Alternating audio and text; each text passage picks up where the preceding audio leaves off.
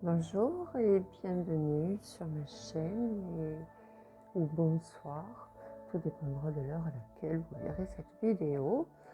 Alors aujourd'hui j'ai ressorti, en fait hier pour être honnête, cet oracle de Dylan Collins, illustré par Claude Maguier aux éditions Exergue. Donc il s'agit de l'oracle, comme vous pouvez le lire, Fantasia, un voyage fantastique. J'ai vu récemment, a priori, bon, c'est vrai que j'ai plus trop suivi, si semble-t-il, il a été réédité ou tout simplement qu'il continue de promouvoir son oracle. Donc il se présente comme ceci, hein, en boîte basique, très rigide. Le dos des cartes qui se présente comme ci. Et j'adore les boîtes, je ne sais pas vous, lorsqu'il y a des messages comme ça à l'intérieur.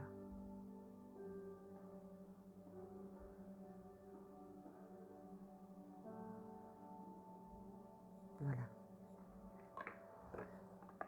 Et on le retrouve de plus en plus, je trouve, ce type de message sur d'autres coffrets. Donc le livre qui fait...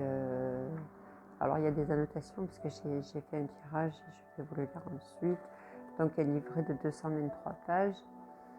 Donc ici, habituellement, nous avons le sommaire, l'introduction. J'aime beaucoup aussi, lorsqu'il est annoté, les numéros de cartes et les pages, hein, pour avoir une lecture directe. Pour ceux qui le savent, je lis le livret, et pour d'autres qui ne le savent pas, maintenant vous savez. Donc ici, nous avons vu l'introduction. Ici, là, il nous parle, voilà, un petit peu son histoire, bienvenue à Fantasia pour un voyage fantastique, sa façon de penser sur les tirages. Alors, pour certains, il préconise, entre guillemets, hein, c'est pas une obligation d'avoir le premier coffret des Chemins de l'éveil, pareil aux mêmes éditions en février 2020. Donc Fantasia et les Chemins de l'éveil. Le travail le plus long sur ce coffret a été de lui donner une identité bien à lui, sans risquer qu'il soit plus ou moins une répétition du premier. C'est là que les œuvres de Claude entrent en jeu, puisque en effet, elles ont un univers qui leur est propre, et grâce à elles, j'ai pu me connecter à d'autres formes d'énergie. Vous reconnaîtrez donc d'un coffret à l'autre une certaine plume et une certaine méthodologie, et pour autant, l'expérience ne sera pas la même. Aussi, les deux coffrets sont capables au travers de vous de communiquer, de se répondre et de se compléter. Bien sûr, vous retrouverez des données communes essentiellement, celles que la vie sur Terre nous demande d'assimiler, mais pour autant, les compréhensions qui en résultent seront significativement différentes, dans le but de rendre plus visibles les liens qui peuvent se tisser entre les deux coffrets. J'ai fait le choix de vous soumettre une correspondance à chaque fin d'analyse, menant d'une carte Fantasia vers une carte des Chemins de l'éveil. Donc ici, comment mener à bien son voyage. Pour voyager correctement, soyez en attente concrète. Tout ce qui en sortira sera bénéfique. Ce qui compte, c'est de vous ressentir. Pour autant, toute autre chose, c'est de vous ressentir, vous, avant toute autre chose. Bon, après, il y a une petite phrase comme ça. Aussi, la correspondance ou bien l'analyse des cartes n'est pour moi qu'une suggestion, qu'une invitation uniquement adressée à ceux et celles qui pourraient avoir du mal à se connecter à la vibration des peintures autant qu'à celle des mots.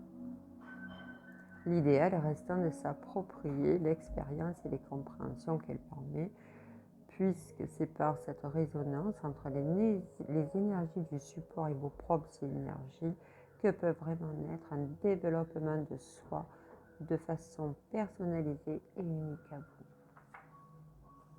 Voilà plus ou moins pour ces dires. Dylan Collins nous informe, surtout écoutez-vous, certains d'entre vous iront plus vite que d'autres, certains auront besoin de mélanger les cartes, contrairement à d'autres, etc. Souhaitant de léser l'avancement de personnes pour trouver également, en plus d'une correspondance entre mes deux coffrets, une petite introduction initiant à chaque fois un lien entre plusieurs cartes du coffret Fantasia pouvant être travaillées à la suite ou en même temps. Laissez votre intuition choisir, mais surtout, prenez le temps. Donc ici, nous avons les messages des cartes. Donc la première, entre Terre et Lune, donc les messages des cartes. Ici la deuxième. Alors je feuillette un petit peu comme ça au hasard devant vous. Ici la vouivre, dont elle fait partie du tirage d'aujourd'hui, je vous en dirai plus. La carte numéro 15, au clair de la lune. Ici par exemple la dame du lac. Alors je me suis mal préparée, j'aurais pu vous sortir les cartes, mais vous voyez, regardez, en fait c'est surtout pour vous montrer que les pages sont en couleur. Il y a un petit peu ce que j'appellerais des sortes de poèmes. Par exemple, ici, la Dame du lac. D'une rare beauté et d'une aura pureté, elle jaillit d'entre les reflets de l'eau. Digne d'une reine, elle avait un château, un palais de cristal, par Merlin érigé. Du lac, on le disait, la dame, qu'elle y vivait jusqu'à sépulture. Je l'ai connue gardienne de la lame, mais offrande d'Excalibur. Elle portait l'épée comme on tiendrait une plume, l'offrit, puis troubla mon âme en me regardant. Brutalement exilé, le corps plein d'écume, tout était un mirage autour de moi, le néant. Mais dans ma poche, quelque chose me gênait. Mais qu'était-ce? Oh, étrange, une brisure de cristal, transparent et enchanté. La Dame du lac n'habite pas Fantasia, pourtant le morceau de cristal issu de son palais s'est retrouvé dans les eaux cristallines du domaine du vieil An. Claude l'a alors rapporté dans sa poche et quelques jours plus tard, elle peignait cette étoile. Vous voyez, c'est un petit peu ce type de, d'explication que nous retrouverons dans ce livre. Celle-ci est magnifique aussi. Le féminin sacré. De l'amour, la rose est le symbole, ses pétales, comme de pastel vulve, la rosée la nourrit. Belle aumône, au rayon du soleil, elle dévoile son étude. Le fœtus apparaît sous une corolle minuscule. Petit être recroquevillé, avant la naissance, une fleur le cajole, c'est à l'amour ensuite de prendre le relais. La rose et l'amour sont liés, comme le sont une femme et l'enfant, portés. Le féminin est une grâce sacrée, une fleur qui ne fanera jamais. Sur les sentiers de Fantasia, on s'attarde souvent sur cette rose. Elle se situe tout près de la représentation du masculin divin incarné par Shiva. Vous la verrez, sans aucun doute, lors de votre voyage. Cette rose est unique à Fantasia, comme vous, mesdames, êtes toutes des êtres uniques et d'exception.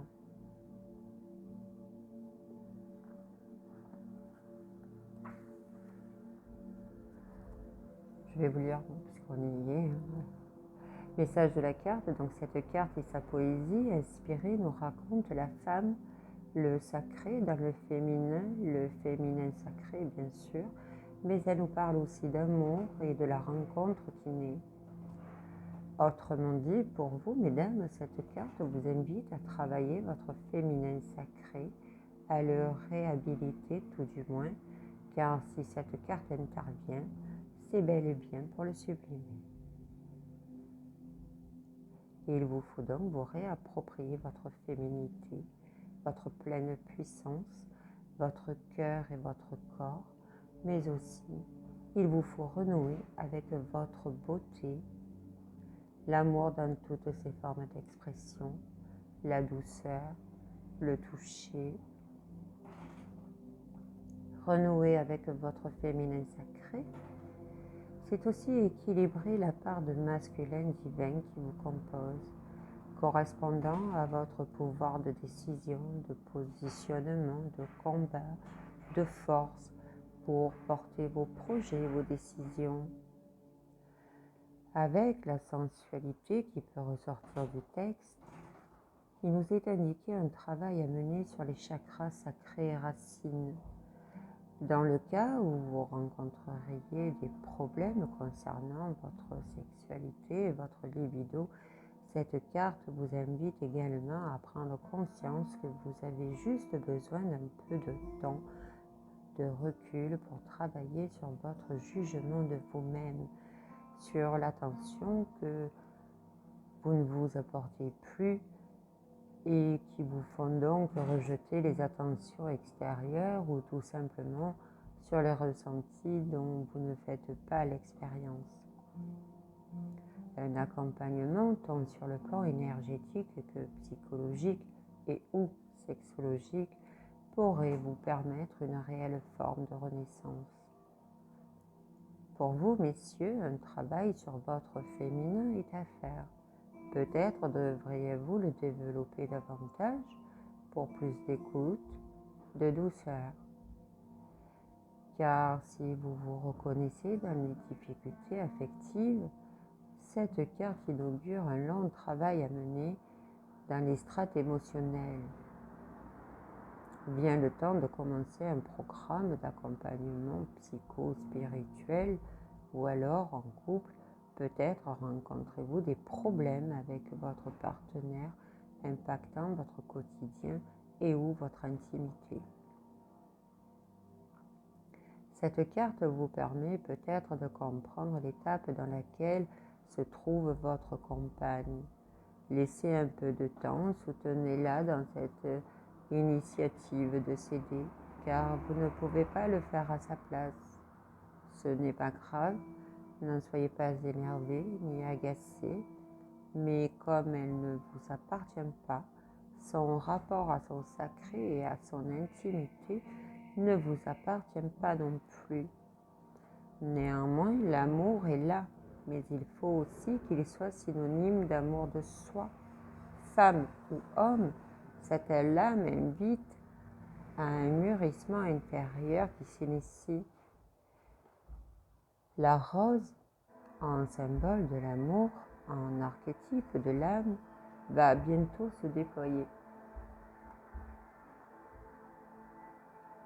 Cela pourrait toutefois être profondément déstructurant et dans cette optique, un travail ramenant à la mère et donc à l'enfance est à envisager. Également sur vos lignées de femmes, car il se pourrait très bien que certaines de vos problématiques actuelles viennent de là. Célibataire, l'issue va être l'épreuve de la nouvelle rencontre. Il n'est plus temps d'attendre, mais de travailler pour que ce jour-là, lorsqu'il arrivera, vous vibrerez d'une énergie différente afin d'attirer une personne différente et plus proche de votre vérité ou même, qui sait, la bonne personne avec qui pourra vraiment naître l'amour. Pour les mères, cette carte vous invite en douceur à un travail sur le triangle enfant, femme, mère. Cela pourrait être salvateur dans votre rapport avec votre ou vos enfants, à savoir le travail transgénérationnel. Et pour ceux qui ont le coffret Les chemins d'éveil, vous pouvez compléter votre travail en vous plongeant dans la carte numéro 11.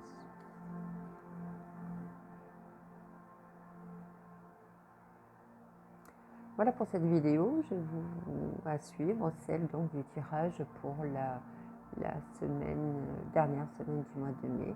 Merci d'avoir suivi cette vidéo. Bonne journée.